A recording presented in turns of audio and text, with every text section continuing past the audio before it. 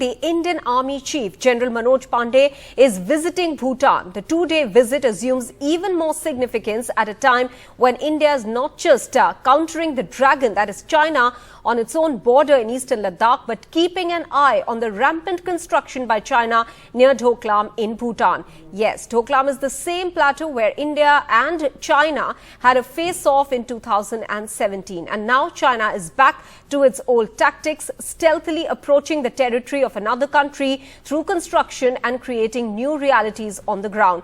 And this region, which is in Bhutanese territory, is strategically important to India as well. So what can India do under these circumstances? We are discussing this with our guests this evening, Defence Analyst Major General Yash More, Strategic Affairs Expert Brahmachalani and former diplomat Ambassador Anil Trigunayat. Let me first go across to our guest, Brahmachalani. Sir, I want to understand from you, first of all, the strategic importance of Doklam, and knowing the strategic importance, what is it that India should be doing currently? Well, first, let's keep in mind that in 2017, when India stopped China from approaching the Jamberi Ridge from the west, the Chinese then decided to change their plans and decided to approach the same ridge, which is the highest point in the region, from the east through Bhutanese territories. So we have seen in the last 3 years that China steadily has been building military facilities, dual-use villages, roads, and other infrastructure on Bhutanese territory. In fact, the entire concentration of China is on the southwestern corner of Bhutan that overlooks India's vulnerable Siliguri corridor. The Siliguri corridor connects India's northeast with the Indian heartland. And China is seeking to position itself to threaten India's so-called chicken neck, which is, what the Siliguri corridor is commonly referred as. And by building villages and military facilities, it's not only violating Bhutanese territorial sovereignty, it's also seeking to undermine Bhutan's security relationship with India by sending a message to Thimphu that Bhutan cannot count on India for its security. And by conveying that message, it wants to compel Bhutan to yield to the long-standing Chinese territorial demands in the border negotiations. So given that background, India faces a dilemma over how to deal with the threat that China is seeking to mount by bringing some Bhutanese border areas under its occupation. All right. Major General More, Doklam carries huge significance, and that's why we saw a face-off in 2017 as well. Now, even as these satellite images show construction of a village east of that area, can you explain why India has chosen not to escalate the matter to the level that it did in 2017? 2017, we gave them a really, we mobilized very quickly, and we were there. It was a face-off for almost 72, 73 days, and our resolve was very clicely visible to the Chinese. They tried this in 2020 in Ladakh. Again, they realized that wherever they tried to pinprick us, or they do this cliched word slummy slicing they tried to do, Indian Army will respond, and respond with equal force, and will not allow. There's no question of exchanging our territorial sovereignty or being caught down with China. The chief's visit is very important because it's great that we are using the army chief, the air force chief, and the chiefs for defense diplomacy. Recently he was in Bangladesh. Now he's in Bhutan. After a few days, I'm sure he'll be visiting Nepal. This region is very important that militarily, because China is trying to somewhere or the other use this kind of thing, even in Nepal, where they've opened up a lot of routes and they're trading, and a lot of courses they're offering to Nepalese army. Same thing they've been trying to, wean away or try to bring Bhutan closer to themselves and try and take them away from the kind of relationship we have here. But see, army, India really can't start, we have been objecting to their roads that have come up. We have been objecting to their villages that they're constructing. Many of them are, like you saying, that they are inside the territory. I have no clear indication where exactly are these, whether they are in Bhutanese territory or in the Chinese side. But they are doing this, and they've been doing this for years, building infrastructure, building roads, network, building villages, and dual use, which can be used for the garrison, for troops, as well as for their, So he's been trying to connect Bhutan closer to Tibet, which they have been traditionally connected, So that is what China is trying to do, and therefore this visit is very important. Okay, but Ambassador Trigunayat, how difficult is it, if not impossible, for Bhutan to stand up to China? How difficult is it for a small country that's wedged between two big players? What does it do in these circumstances?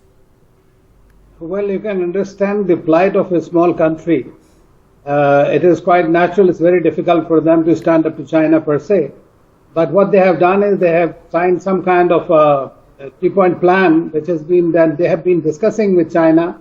And I hear that about 24 rounds of dialogues have taken place. But the problem with this is China is that China has its aggression and its policy of hegemony, which continues to create a problem. And as far as India is concerned, to Doklam is we're talking about. And that is obviously something which is interesting and security concerns for us, because India has undertaken to defend the security of Bhutan in accordance with the special treaty that we have with them since 1949 that was renewed in 2007. So obviously it is there. But I would say that these kind of visits, apart from these strategic issues, must be taken in the context of getting to know your partners at the level of the army chiefs. And he went to Bangladesh recently, then he went to Bhutan. Next month he'll be going to Nepal, where he'll be conferred the title because our army chief is treated as the Nepalese army chief. So we have a special relationship, but at the same time, I think that this visit is get-to-know visit essentially, and to understand what are the security concerns. And what China is doing it on all the fronts. It is not only in Doklam. It is happening, these kind of construction which is taking place.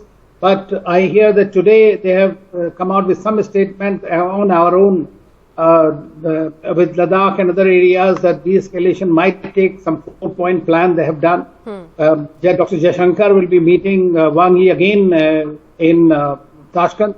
So I think that a lot is happening, but the security for India is a primary concern. Absolutely. And army chief's visit is extremely important in that context. All right. Brahmachalani, as all of you have said, there seems to be some sort of a pattern to the constructions by China. We've seen dual-use villages coming up along the LAC near Arunachal Pradesh as well. What could possibly be China's strategy in the eastern sector now that we are seeing this construction happening on the east of Doklam as well?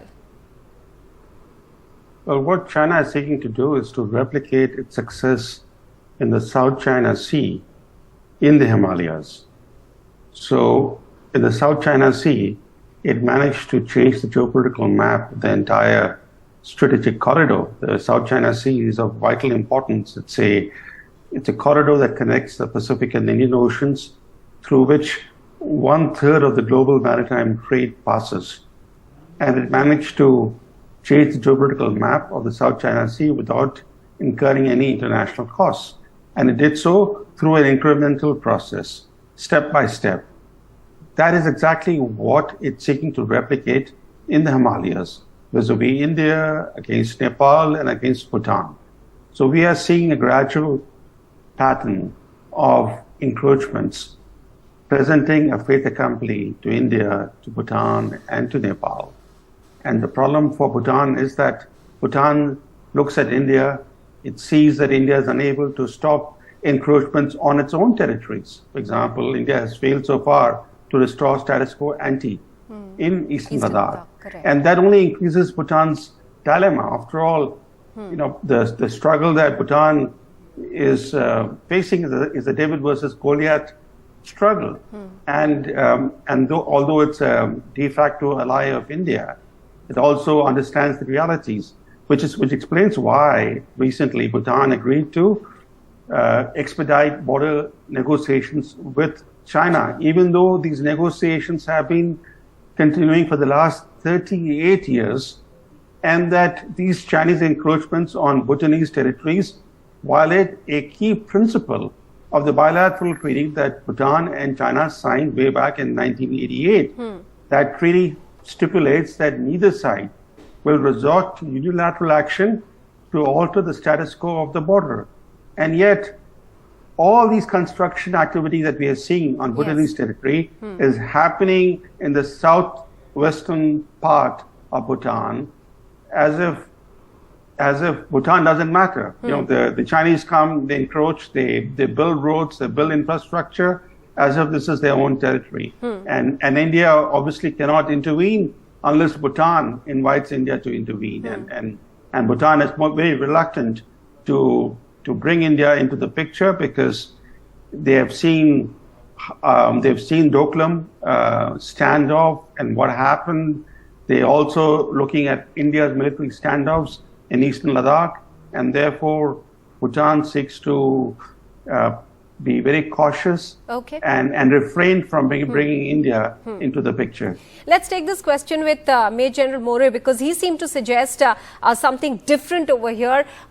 If I understood you correctly, sir, you were saying that India has been able to stand up in Eastern Ladakh as well, but we haven't achieved status quo ante, as is being pointed out rightly by Brahmachalani there. We have an ongoing issue in Eastern Ladakh, which has stretched over 2 years now. That's in the western sector. Now this issue cropping up in the eastern sector. Militarily, how should it be tackled? Because it does appear from what's happening on the ground that China is trying to create new realities on the ground. That is Chinese tactics, slowly creep up and, after over a period of time, start believing that these are permanent things and this is how it has always been. And they've tried to link all these areas in some way or the other to ancient trading routes or connected to, the Lhasa monastery, that this is where they were, connected to and connected those Gompas or whatever lineage of the Rinpoches in that area. But what we have been able to do is that at the point of contact, we have stood firm and strong. On that, I will give credit to our leadership of the military as well as this. But somehow 17 round of talks in Ladakh and here, we are not much headway is being made. So China is great at delaying things. They can keep sleeping over issues or keep deflecting issues. I think they're past masters at it. But we can't really start, getting more aggressive. We have to talk to them. What I've been advocating in this sector by sector, I think we must start seriously talking to China and try and resolve certain areas of conflict at least. All right. That will at least ease the pressure of seeing the entire border as one. Start at least areas where both of us have, we can resolve. So in long term, we Sir, I'll have to interrupt you. We are running out of time. I want to give last 30 seconds to Ambassador Trigunayat. Sir, as is being suggested that dialogue should continue, but under these circumstances, for the moment, shall we rule out any possible meeting between Prime Minister Modi and President Xi, or is this, you think, the right time for the contact at the highest level to resolve this issue? Well, there are two ways to look at it. If you were to look at Doklam last time, it was resolved when Prime Minister Modi and Xi Jinping met in formal summit. But at the same time, the conditions are not yet ripe. And if you see the meetings, the 16 rounds of talks have taken place. And I just saw today that there is some kind of a statement that the Chinese have come out with a 4-point plan that they are going ahead and for the escalation and all.